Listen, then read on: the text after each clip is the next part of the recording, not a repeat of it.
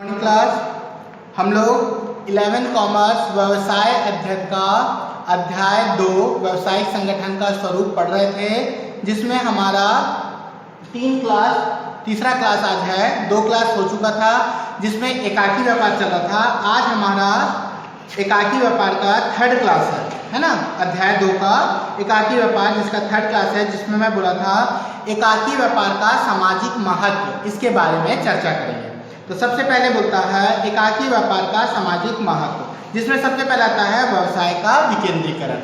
व्यवसाय का विकेंद्रीकरण मतलब किसी भी व्यवसाय में व्यवसाय जहां पर प्रारंभ किया जाता है वह क्षेत्र उस व्यवसाय के लिए केंद्र हो जाता है, क्योंकि उसके आसपास जितने भी उपभोक्ता निवास करते हैं उन उपभोक्ताओं को सुविधा, अगर व्यवसाय में सुविधा चाहिए किसी व्यापारी को, तो वो ऐसे जगह पर अपने व्यवसाय को प्रारंभ करे जहां पर ग्राहकों की संख्या ज़्यादा हो।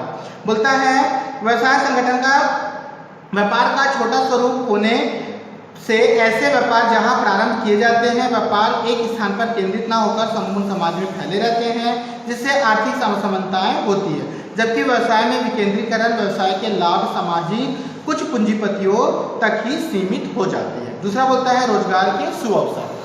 एकाकी व्यापार के माध्यम से बहुत सारे व्यक्तियों को रोजगार के अवसर प्राप्त होते हैं। बोलता है समाज के विभिन्न अंगों में लोग एकाकी व्यापार प्रारंभ कर रोजगार प्राप्त कर सकते हैं।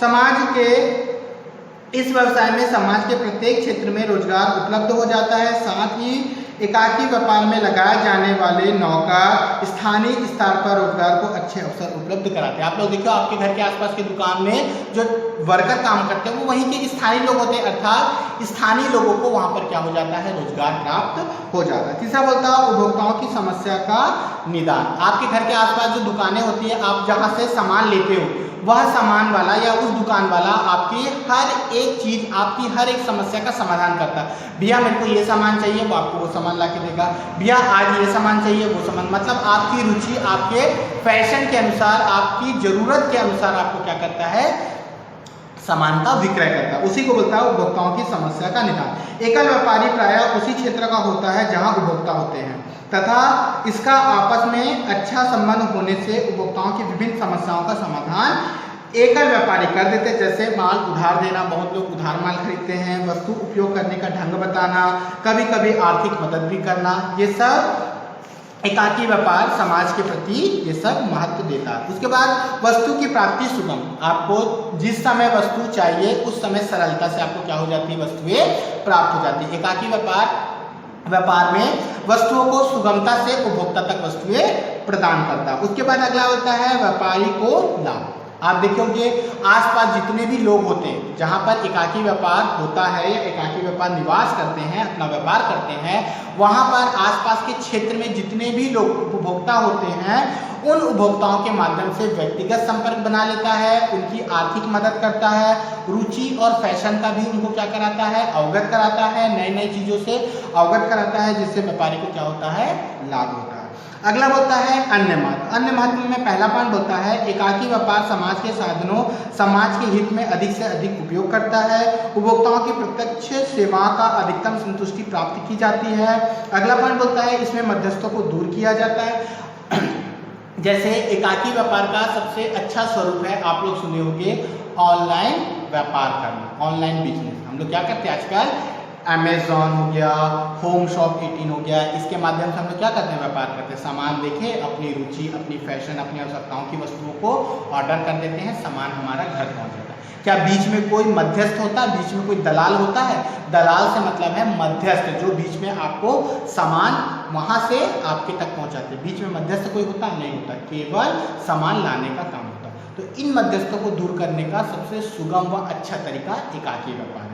एकाकी व्यापार के माध्यम से आप क्या कर सकते हो, मध्यस्थों को दूर कर सकते हो, क्योंकि उपभोक्ता का सबसे आखिरी करीब एकाकी व्यापार होता है। ठीक, उसके बाद आता है एकाकी व्यवसाय एवं वैधानिक प्रतिबंध। एकाकी व्यवसाय कौन कौन प्रारंभ कर सकता है या किन किन के द्वारा एकाकी व्यापार प्रारंभ किया जा सकता है। सबसे पहला है संविदा करने की क्षमता। संविदा करने की क्षमता अर्थात वह व्यक्ति जो 18 साल से अधिक का होगा, स्वस्थ मस्तिष्क का होगा, पागल नहीं होगा, वह क्या कर सकता है, संविदा कर सकता है। जैसे बोलता है वयस्क होना, 18 साल से अधिक, मानसिक स्थिति अच्छी होना मतलब स्वस्थ मस्तिष्क का होना, दिवालिया, दिवालिया मतलब कंगाल, न्यायालय के द्वारा कंगाल ना हो कि इसको कंगाल बोल दिया और ये फिर भी व्यापार कर रहा है, ठीक। तो इस प्रकार के व्यक्ति ना होने चाहिए। कौन होने चाहिए, स्वस्थ मस्तिष्क का होना चाहिए, वयस्क होना चाहिए और कंगाल ना हो। इस प्रकार के व्यक्ति संविदा कर सकते हैं, मतलब व्यापार को प्रारंभ कर सकते हैं। दूसरा वैध व्यापार। आप कौन सा व्यापार कर सकते हो, केवल वैध व्यापार। वैध व्यापार मतलब अर्थात वह व्यापार जिसकी सरकार अनुमति देती हो, उस व्यापार को आप कर सकते हो। जिस व्यापार पर सरकार अनुमति नहीं देता उस व्यापार को नहीं करना चाहिए, वह अवैध व्यापार होता है। उसके बाद आता है लाइसेंस लेना। एकाकी व्यापार लाइसेंस मतलब रजिस्ट्री करवाना। अपने व्यापार को प्रारंभ करने के लिए सरकार से अनुमति लेना है। अनुमति के लिए आपको क्या करना पड़ेगा, लाइसेंस लेना पड़ेगा। और अगला पॉइंट है असीमित दायित्व। एकाकी व्यापार का दायित्व असीमित होता है। इस दायित्व को ध्यान में रखकर ही आपको क्या करना चाहिए, एकाकी व्यापार प्रारंभ करना चाहिए। करों का भुगतान। एकाकी व्यापार को अपने करों का भुगतान करना चाहिए। दिवालिया कानून का पालन करना चाहिए। दिवालिया कानून अर्थात अगर कोई व्यक्ति व्यापारी अगर दिवालिया हो गया है, कंगाल घोषित हो गया है, तो उसको व्यापार नहीं करना चाहिए। और अगर व्यापार की स्थिति बनती भी है तो उसको सरकार से अनुमति अर्थात दिवालिया कानून का पालन करना चाहिए। आगे बोलता है क्या है, एकाकी नियंत्रण विश्व में सर्वश्रेष्ठ है। ये पूछा गया क्वेश्चन है कि क्या एकाकी नियंत्रण विश्व में सर्वश्रेष्ठ है। तो आप सबसे फलता फूलता दुकान या फलता फूलता व्यापार आप देखे होंगे आपके घर के आसपास, या हम लोग जहाँ से माल खरीदते हैं वो कौन से व्यापार है, केवल एकाकी। क्या हम कंपनी से माल खरीदते हैं, क्या साझेदारी से माल खरीदते हैं, नहीं, हम लोग किससे माल खरीदते हैं, एकाकी व्यापार, फुटकर व्यापारी से हम लोग माल खरीदते हैं। तो आज हम लोग देख रहे हो विश्व में ही क्या, भारत में ही क्या, विश्व में ही हर एक स्थान पर हमको एकाकी व्यापार अर्थात फुटकर व्यापार हमको देखने को मिलेगा। और फुटकर व्यापार हर किसी के व्यापार कर सकते हो, जो विश्व में ही नहीं भारत में हमारे आसपास के क्षेत्र में अच्छे से तरक्की करता है, फलता और फूलता है। उसके बाद क्या बोलता है, क्या एकाकी व्यापार, ठीक। तो एकाकी व्यापार के संबंध में ये तो था आपका एकाकी व्यापार का सामाजिक महत्व और एकाकी व्यापार पर प्रतिबंध। अब चालू होता है संयुक्त हिंदू परिवार व्यवसाय।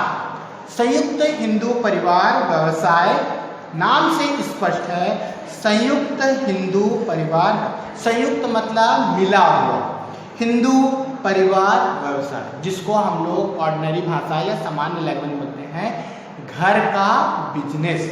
घर के लोग जब मिलकर आपस में एक व्यवसाय को प्रारंभ करते हैं, उस व्यवसाय को बोला जाता है संयुक्त हिंदू परिवार व्यवसाय, ठीक। पढ़ रहा हूँ, सुनना। संयुक्त हिंदू परिवार व्यवसाय व्यवसायिक संगठन का ऐसा स्वरूप मतलब व्यवसाय है जिसे अविभाजित हिंदू परिवार भी सभी सदस्य परिवार के मुखिया के नियंत्रण में रहकर व्यापार प्रारंभ करते हैं, ठीक है। जिसमें घर का एक व्यक्ति कौन होगा, एक व्यक्ति मुखिया होगा, एक व्यक्ति मुखिया होगा और उस मुखिया के अंतर्गत व्यापार के सभी सदस्य मिलकर व्यापार को प्रारंभ करते हैं, वस्तुओं का उत्पादन करते हैं और व्यापार करते हैं। इस प्रकार के व्यवसाय को संयुक्त हिंदू परिवार व्यवसाय कहा जाता है, ठीक है। पढ़ो।